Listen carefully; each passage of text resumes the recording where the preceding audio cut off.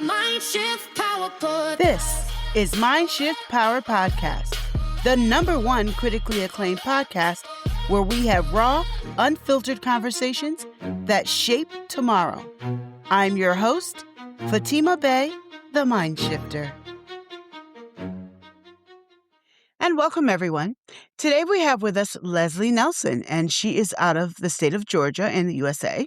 She is the founder and CEO of Pivotal Connections, and she specializes in leadership development. How are you today, Leslie? Fatima, I am doing well. How are you today? I'm good. I'm really glad to have you because you are just the exact right person for this conversation. So I like to dive right into it. Tell us about yourself and why are you on this podcast today? Okay. Well, before I do that, first of all, I just want to thank you for inviting me to have this conversation with you.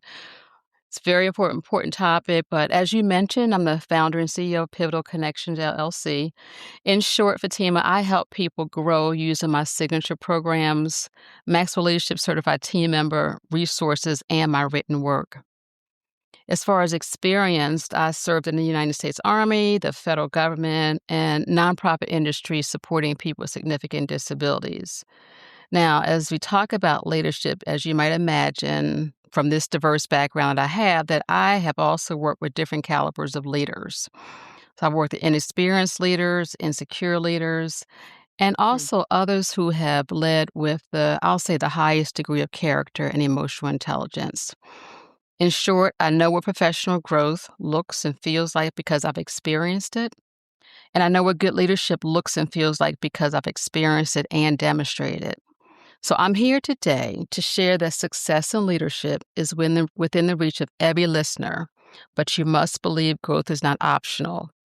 It's a necessity. What do you mean we must believe that growth is not optional? What does that mean? Growth, we should never stop growing. We should never stop growing. No matter where we are in life, there's always an opportunity to grow. This past weekend, for example, I hosted a workshop and we talked about embracing generational diversity. And I know as we go through this podcast, we may talk a little bit more about that topic, but it was interesting to be in the room with people of different generations and realizing that we have some of the same and similar things about each other, and we just have to take time to get to know each other. So that's one example of growth that we should all really just be excited about, learning about people from different generations. It applies to other aspects of our life too. That's just one example. Never stop growing. Yes. And why is it important to keep growing?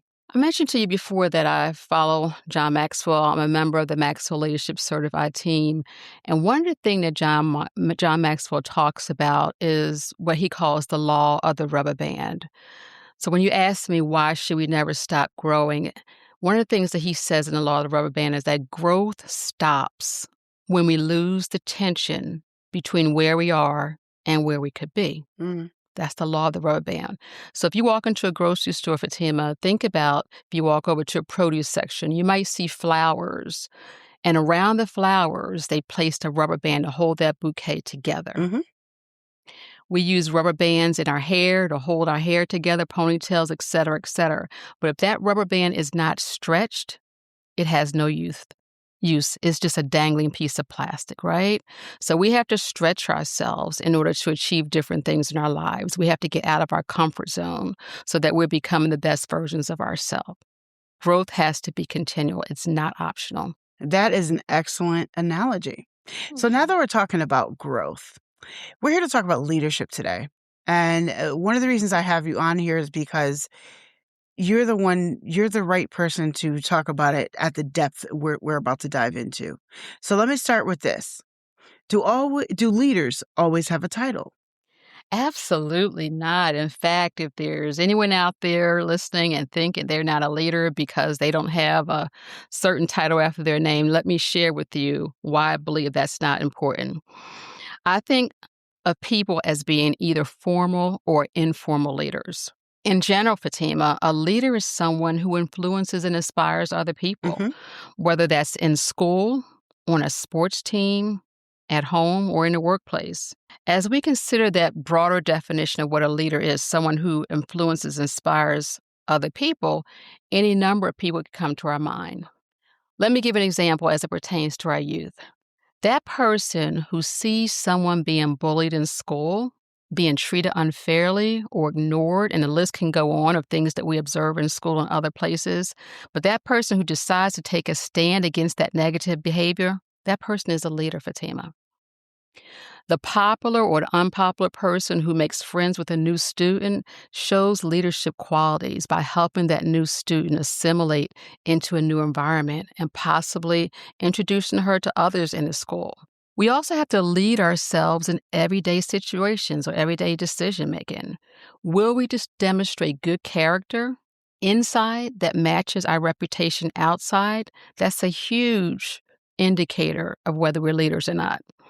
And yes, to answer your question, many leaders do have titles, and hopefully they're living up to that calling or that expectation. But not every leader has a title. You have managers out there who are strictly managers. They're managing processes. They're managing systems.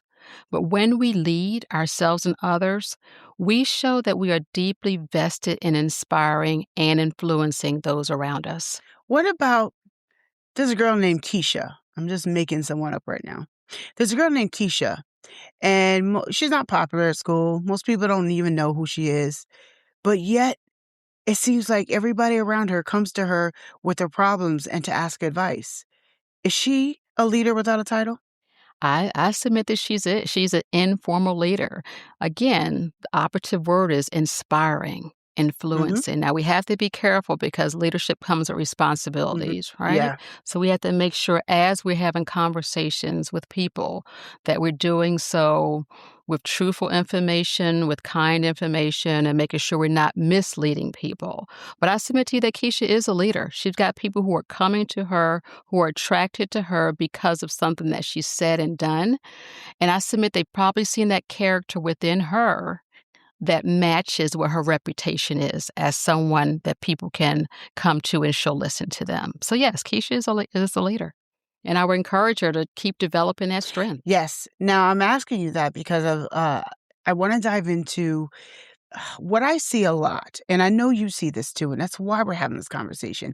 And it actually hurts my heart to see.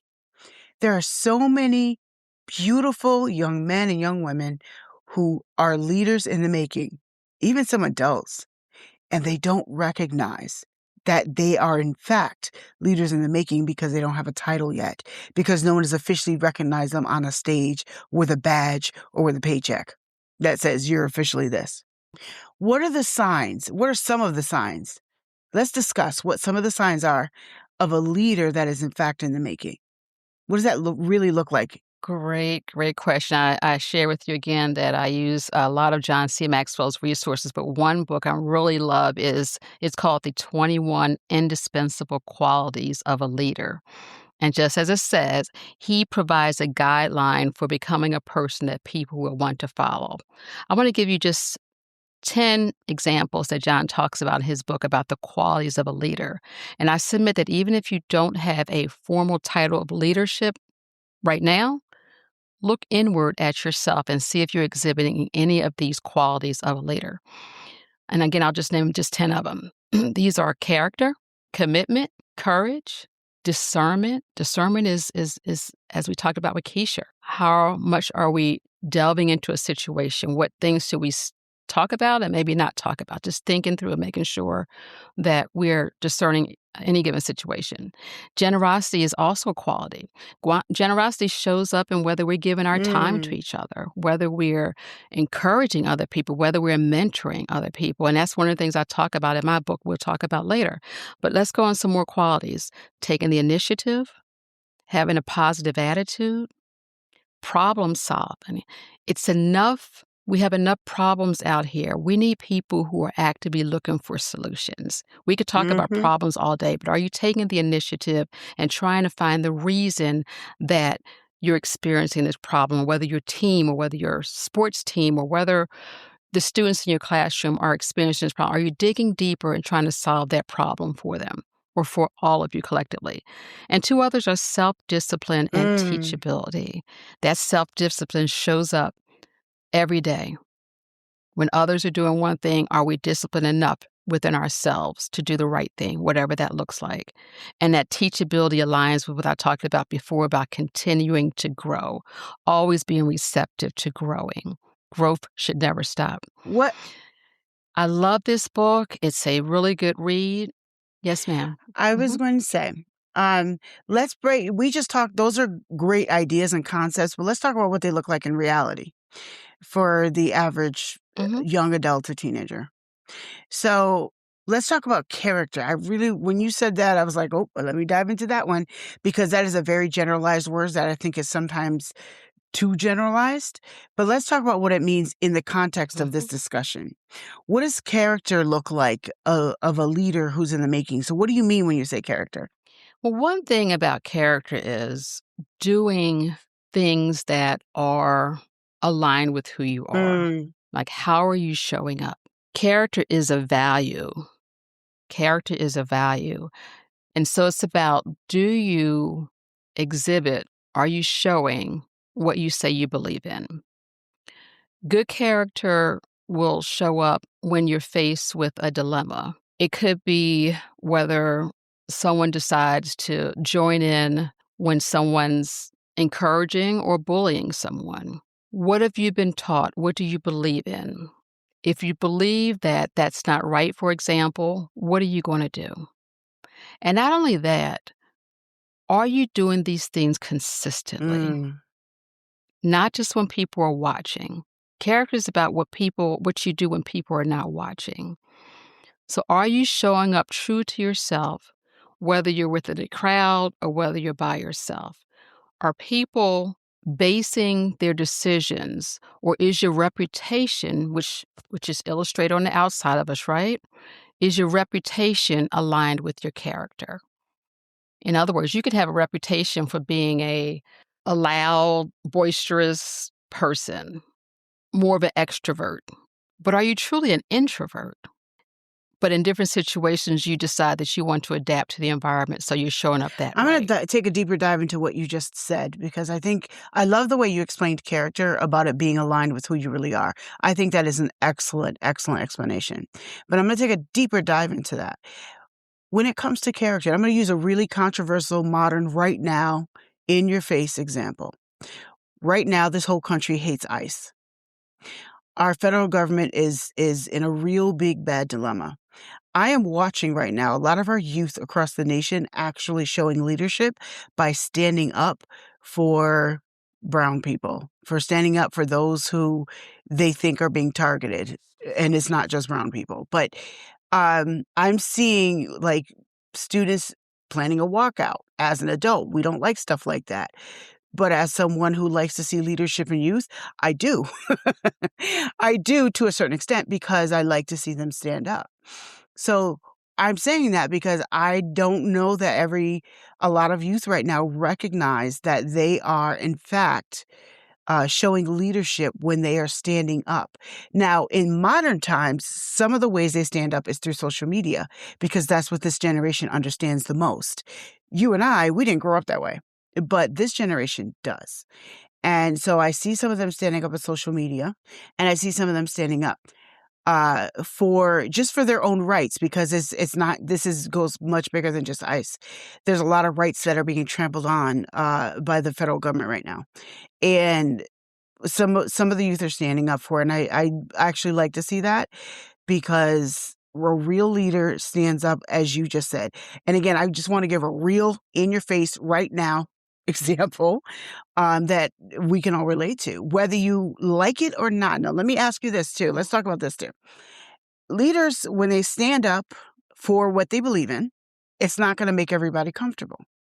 Does that make them a bad leader? No, it doesn't. And I'm going to refer to some more things. And I believe what I'm going to share with you. Again, I'm still looking at John's book, but there's some things in here that really resonate with what you just said. And one of the things he says that adversity is a crossroad that makes a person choose one of two paths: character or compromise. But Tammy, we've got many examples in our history, in all of our histories, where people have had to show up and demonstrate what they truly believe is right. Does it come at a cost? Many times that it does.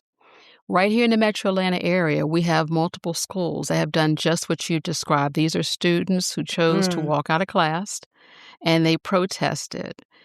I don't know if they've had any consequences to that, but they stood on what right. they believed Yeah. was right. And I submit to you throughout our lifetime, we're going to have many examples, not just the ICE deportations, but other examples. We're going to have to decide which side of the fence that we're on. But character is more than just talk. That's the big thing. I can say all day long that I believe this, that I don't think this Mhm, is right, mhm. it shouldn't be happening, but it's more than talk. I think about people like John Lewis. You go years back walking across the Pettus Bridge, right? It's more than talk. They Right, actually got out there and right. walked Yeah. across those bridges. In our lifetime, we're gonna see different examples of the same types, the same underlying matters, and it's about how we treat people. It's about equality. It's about whether I belong in the same room that you belong in, whether we're all made from the same creator. There's no distinction because of our color, because of our ethnicity, because of what we believe in, right? We are still humans and we're still people. So character is more than talk. Mm, Character is also a choice, though, mhm. Fatima, because we have to choose what we're going to do. The choice could be quote unquote right, the choice could be quote unquote wrong, but choose, make a choice with what you're going to do. And hopefully that choice is going to be consistent with your values. Hopefully, when people see the choices you've made, they're going to say, you know what?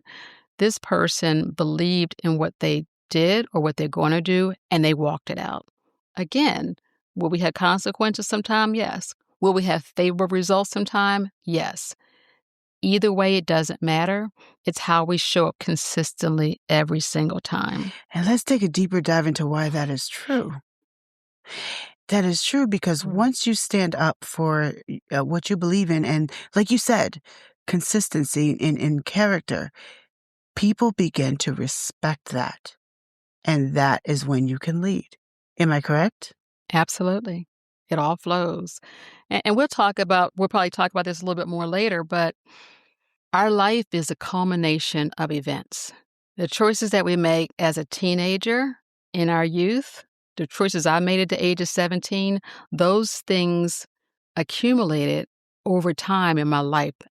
Every other choice that I make builds, builds, builds. Mm, When I made the choice, for example, to join the military, that catapulted me into something else and something else. So every opportunity that we get generally builds on another.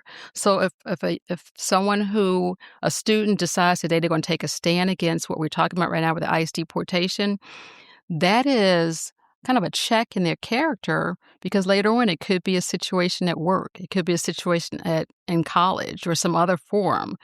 What choice will you make? Will be on the side of what's right or what's wrong. mm. So again, it's a build, and the more that we do it, the stronger we get, the more confident we get, right? And then before we know it, it comes so easy. It's just second nature. It's how we breathe. It's how we move. And then when we're around other people, we can encourage them. Just say we have a younger brother or younger sister. We can encourage them in that way too. Hey, stand your ground, right? It's all age appropriate, but you still want to make sure that you're staying true to yourself and your And choices I are love to consistent. hear you say all of that because you're 1,000% right. Staying true to yourself. And this generation, I think, is learning that, I would say the hard way. Um, the ones who are teenagers now, when I say this generation, more so than we had to. We had to in different ways, but they're faced with a lot different things than we are. Um, and yeah, everything you just said. So let me ask you this about leaders in the making. Is it important for them to pay attention to who's around them? Mm, wow. Wow. Absolutely. Fatima, I would say the people around leaders are extremely important. And we're talking about, again, defining leaders as people who influence and Mm, inspire. If current and aspiring leaders surround themselves with others of good character, values, work ethic, etc., Those collaborations, those experiences will show them the value of those leadership qualities and others. In other words, they will see those qualities in action. Specifically, we must surround ourselves with people who believe in collaboration, who believe in teamwork, and helping people become the best versions of themselves. These relationships, as you know, also give us energy because when we're around people who are like-minded, that doesn't mean we have to be around people all the time that are like-minded. That's not what teams are about. You want people to challenge your thoughts and processes so you can have a really good product, right, or service, right? But it also gives us energy to keep moving forward even in the most trying situations. I also believe a team that every leader can benefit from a mentor or coach. Whether it's a formal or an informal relationship or arrangement, everybody can benefit from a mentor or I want coach. Now, you I just go want ahead. to piggyback off. I just want to mention this one little thing, not because of you, but because of listeners. When you say everybody could benefit from a mentor or coach, that's 100% true. And you also said formally or not. And I think it's very important for people to understand that informal part. Sometimes that might be your big sister. It could be your cousin. It might be your aunt. It might be someone at church. It could be a neighbor down the street. It's a person that's going to help you get to your next level. Absolutely. And here's the thing. We talked about character. We talk about our values. All those things are important as we think about who that informal mentor might be. Because we can have mentors that lead us down kind of the right path and mentors that lead us down a different path. So we still Ooh, have to good make a point. choice. We still have to be selective in that process. A mentor, all mentors are not Right, equal. right. Okay. And if it takes early conversation, some exploratory period, so you can feel out where this person is or whether you think you could benefit from that relationship or whether their values align with yours, then take the time to do that. Take the time to do that. In my career, I had numerous people that didn't know that I was watching, but I was watching. Okay. I remember one of my first supervisors where I said, "Oh my goodness, I want to grow up and be just like this person." And I told her in later years that I always thought I want to grow up and be the type of leader that she was. This was a person that brought us into her office, showed us how to do things, shared information, didn't hold on to information closely. So you've got to observe before you select people who you might be considering to be a mentor. And the same goes for mentees. We have to be mindful of when people are looking at us, are we setting a good example? If we have that younger brother or sisters, if we desire to lead them, in which direction are we leading Yeah. them? We have to be mindful of who is watching as well as who we are watching.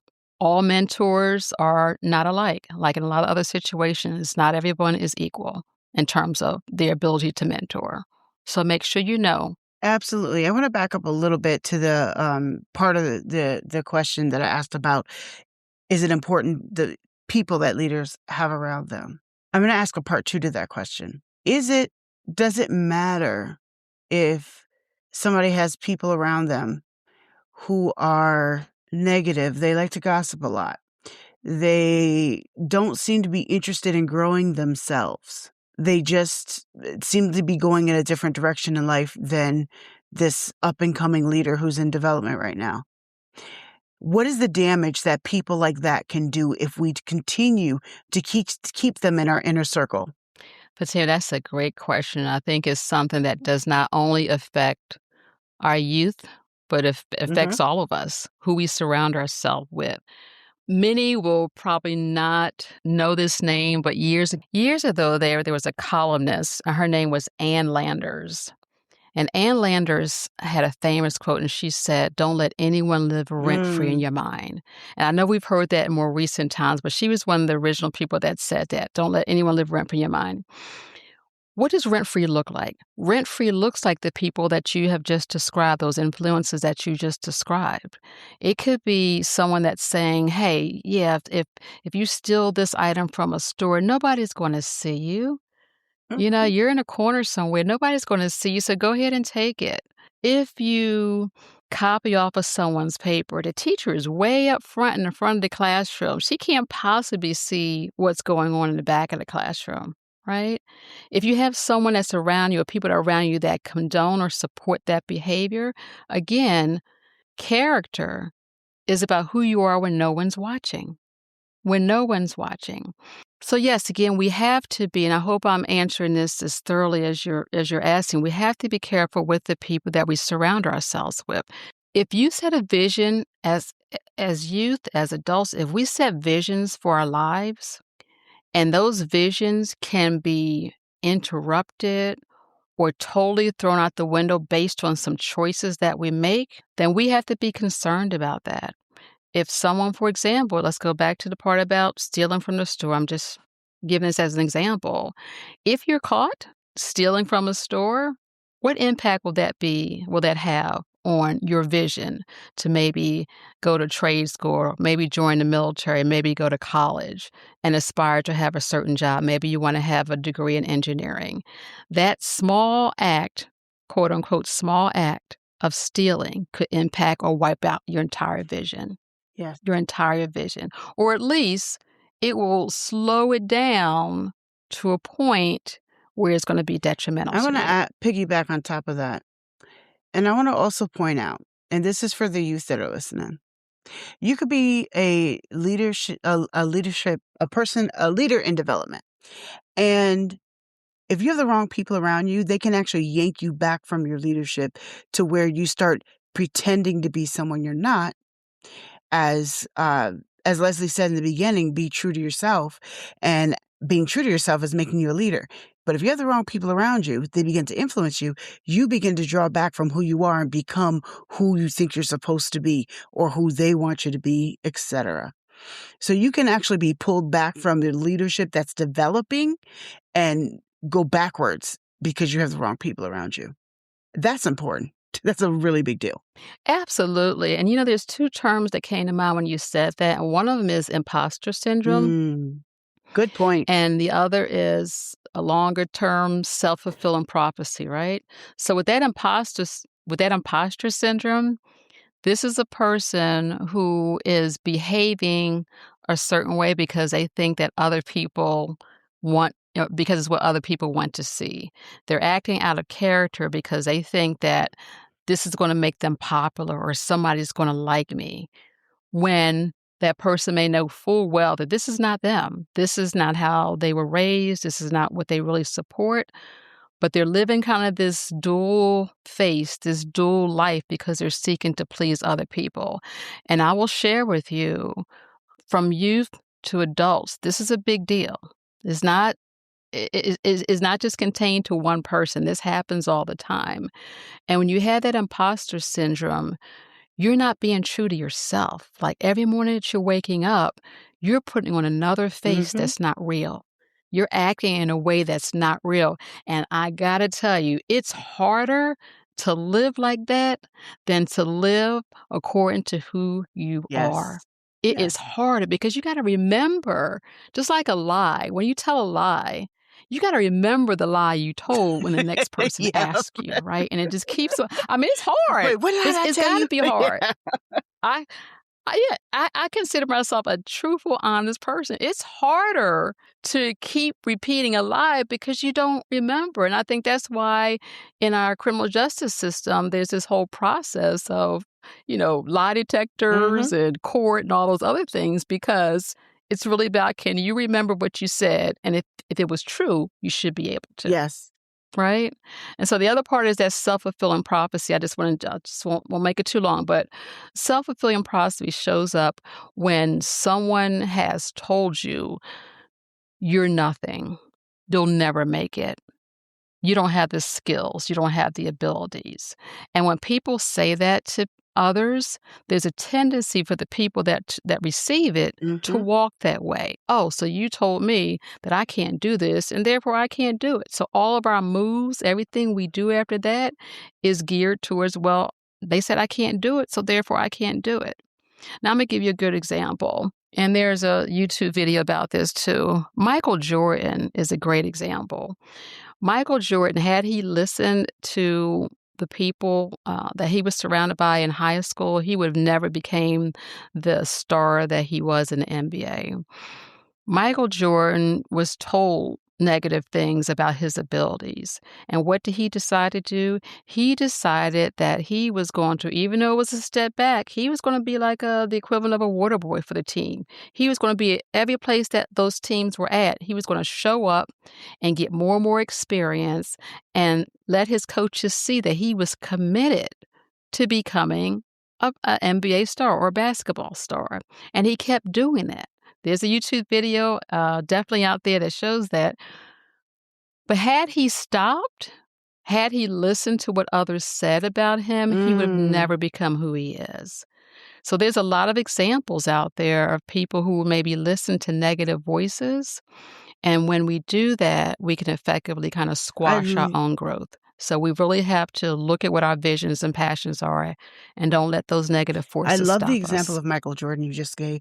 This younger generation has other basketball stars that they look at the same level that we looked at, for Michael Jordan, because he was just a really big deal. And yeah, I would say that he was a leader in development while some people were telling him that he should just be the water boy, that he shouldn't go for his championship that he wanted to go for, that he shouldn't be the NBA star, that he wasn't capable. They were proved wrong. Obviously, they're liars.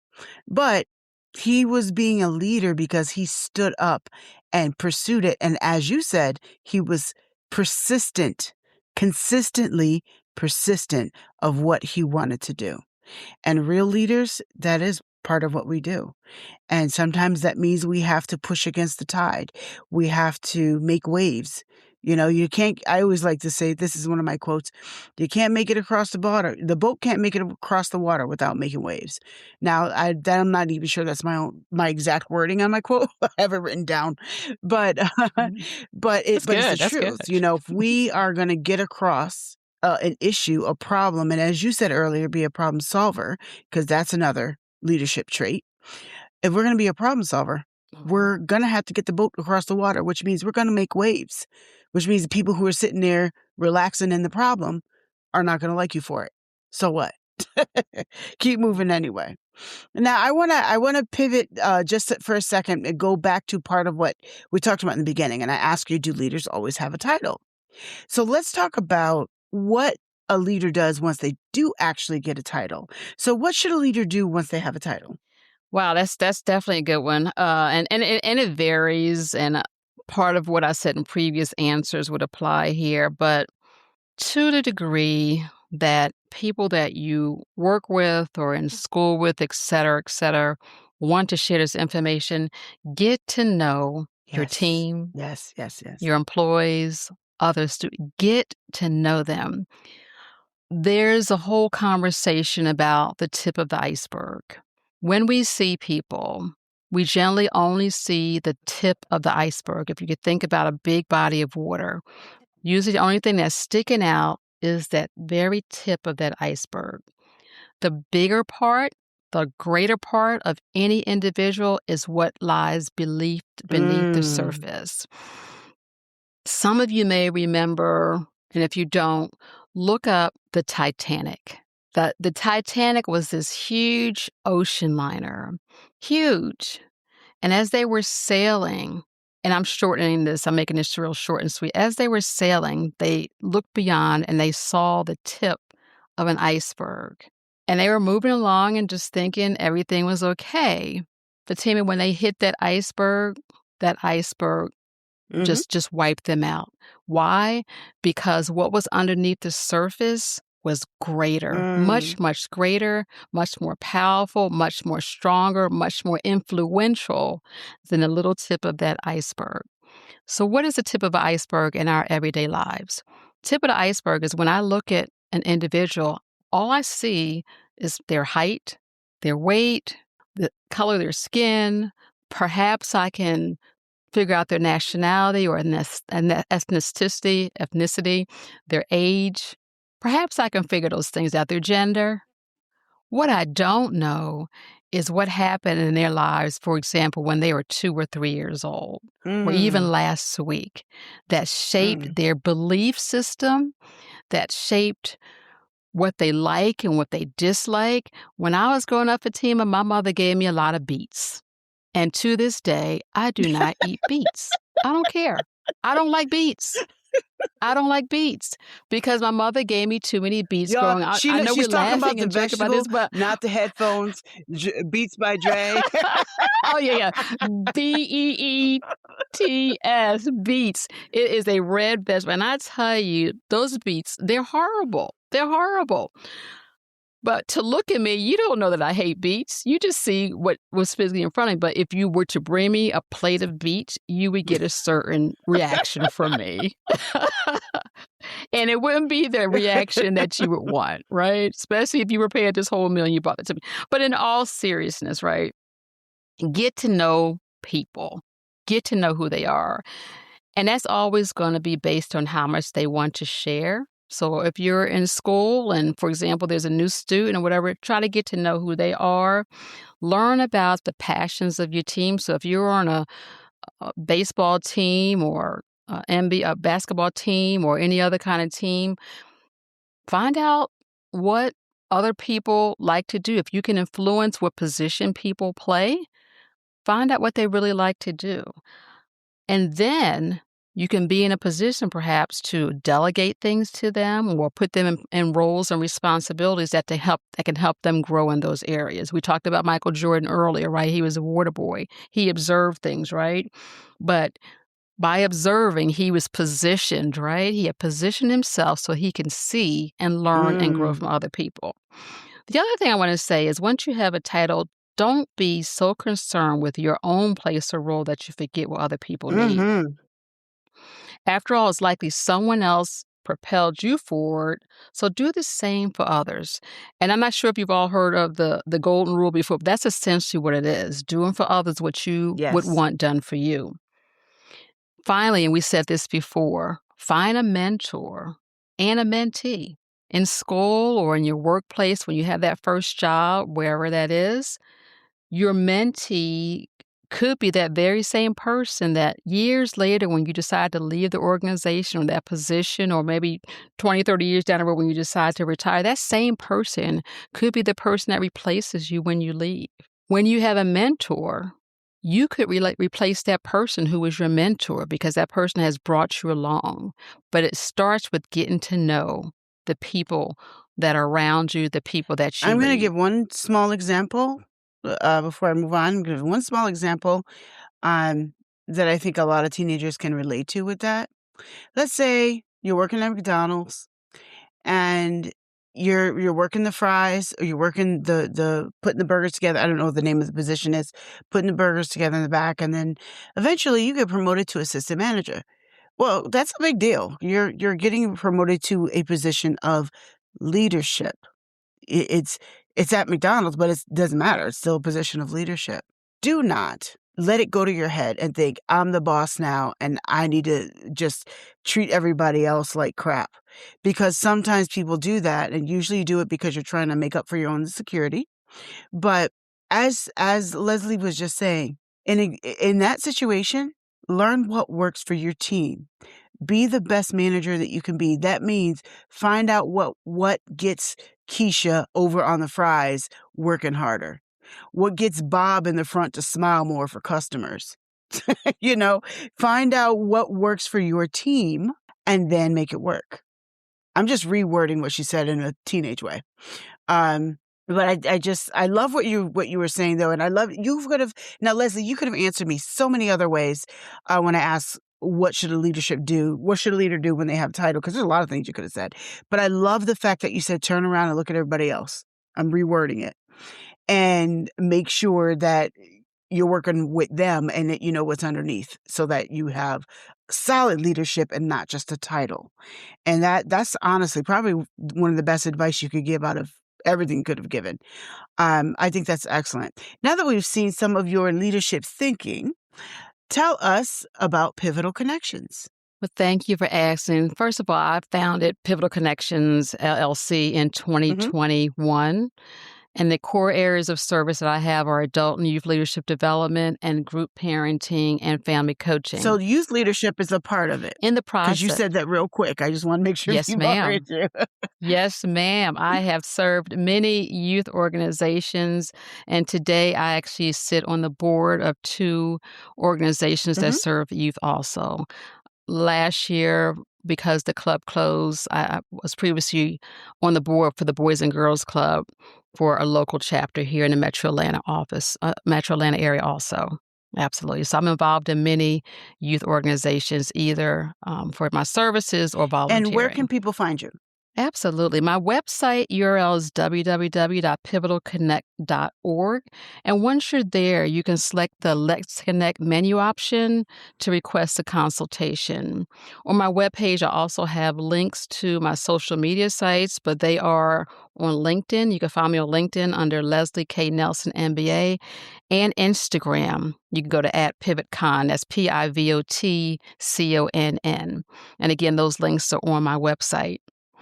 Finally, I mentioned before as we were talking about giving and what we can do for others in terms of caring and mentoring, I also wrote a book called Giving Recklessly. And in that book, I talk also about caring for people and encouraging people and mentoring people using that generosity principle, giving people our time. And I feel, Fatima, that all fits Mhm. into this conversation that we have in today about what real leaders do, what true leaders to do. We give.